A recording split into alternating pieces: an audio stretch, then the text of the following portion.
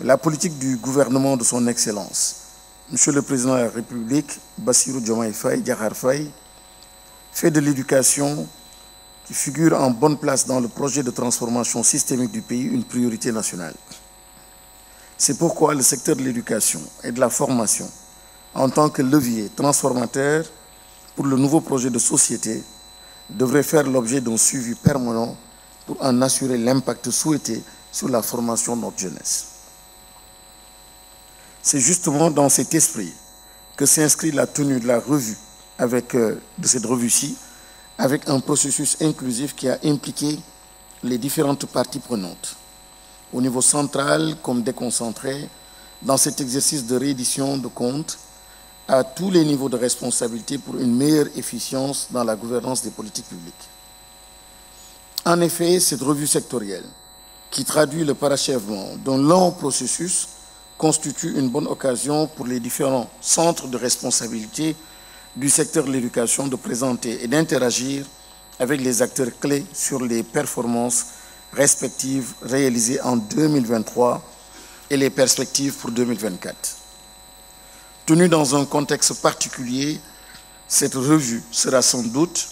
un moment privilégié pour entrevoir les pistes de restructuration du programme sectoriel afin de préparer son alignement au projet. Il s'agit ainsi d'un moment de bilan et de programmation qui nous offre un cadre intéressant de dialogue de gestion avec les différentes familles d'acteurs, les élus, les partenaires au développement, les organisations de la société civile comprenant ONG, parents et syndicats, eu égard aux importantes ressources allouées annuellement dans le budget pour la mise en œuvre de la politique sectorielle. À cette occasion, il sera procédé, je l'espère fortement,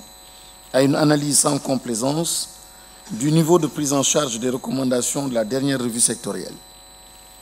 des performances enregistrées dans la mise en œuvre des plans de travail annuels,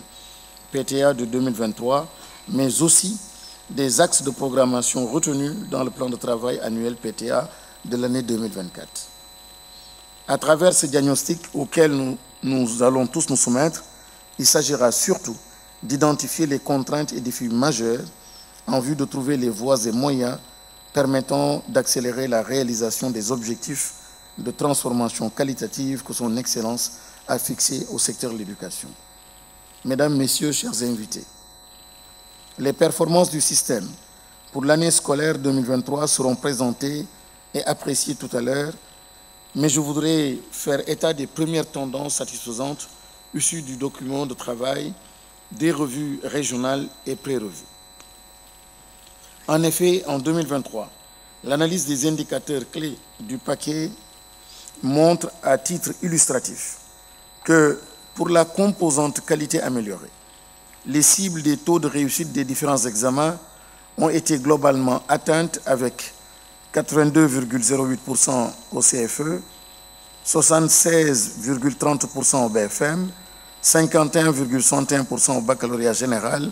74,44% au baccalauréat technique, 72,02% aux examens professionnels, CAP, BEP, BP, BT et BTS, 5,30% la certification des apprentis et 100% taux de réussite dans les écoles d'ingénieurs et ISEP et 97,11% de réussite à l'école polytechnique EPT.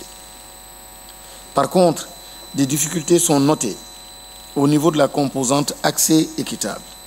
où les cibles relatives au taux brut de scolarisation et au taux d'achèvement enregistrent souvent des écarts négatifs par rapport aux cibles. Compte tenu de l'ampleur des défis persistants et des enjeux de développement, j'invite les participants ici présents à engager des échanges constructifs pour arriver à des propositions consolidantes, mais surtout aptes à créer les conditions d'une transformation en profondeur de notre école. Mesdames, Messieurs, chers invités, je ne pourrais terminer sans féliciter l'équipe technique sectorielle issue des 4 ministères en charge de l'éducation, de la formation, qui n'a ménagé aucun effort pour mettre à notre disposition les différents documents de travail. Je voudrais réitérer mes félicitations aux responsables de programme et aux responsables des services techniques du niveau central et du niveau déconcentré pour les performances enregistrées par les différents départements ministériels. J'aimerais également remercier l'UNICEF, agence de coordination, pour son leadership qui a facilité la contribution appréciable de l'ensemble des PTF. Ces remerciements vont aussi à l'endroit des organisations de la société civile, actives en éducation, des élus et de la coordination des inspecteurs d'académie pour leurs pertinentes contributions qui ont permis d'enrichir l'ensemble des documents de bilan et de programmation. Je tiens enfin à réitérer, au nom de son Excellence, M. Bassirou Diomaye Diakhar Faye, président de la République du Sénégal, les remerciements du gouvernement à tous les partenaires de l'éducation, OSC, les élus locaux, PTF et syndicats d'enseignants, pour leur engagement constant pour l'émergence d'une société éducative chère à son Excellence.